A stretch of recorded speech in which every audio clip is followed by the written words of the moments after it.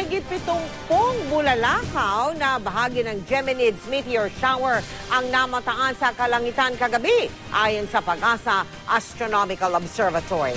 Kaya sulit ang pagpupuyat ng mga nagaban at nag-wish pa nga ang marami. Nakatutok si Ian Cruz. Maraming naniniwala na matutupad daw ang isang hiling kung ito'y babanggitin sa pagdaan ng isang shooting star o meteor. Marami rin ang gusto makakita ng bulalakaw mula sa kalawakan.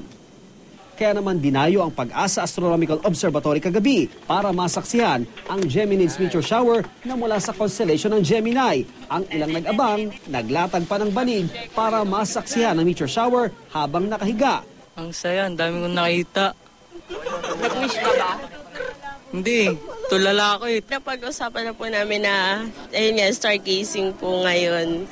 Kasi para masaya po, banding na rin po naming lahat. Meron ding nagdala ng kamera. Siyempre, hindi pinalampas ng ilan ang pagkakataon para makapag-wish. Good health po para sa family.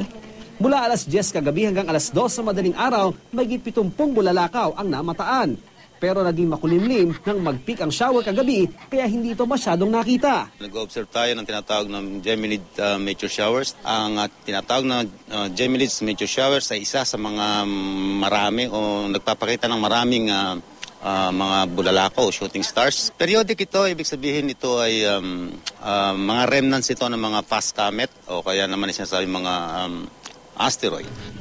Inabangan din ito ng mga taga-Pangasinan at ng mga Cebuano. Sa Bohol, naging romantic event din ang meteor shower para sa magkasintahang ito. Sana ang mga pangarap namin magkatotoo. Kanina, ngayon apat na bisis.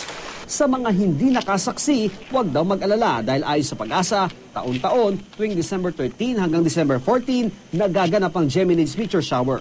Ian Cruz, Nakatutok, 24 Oras.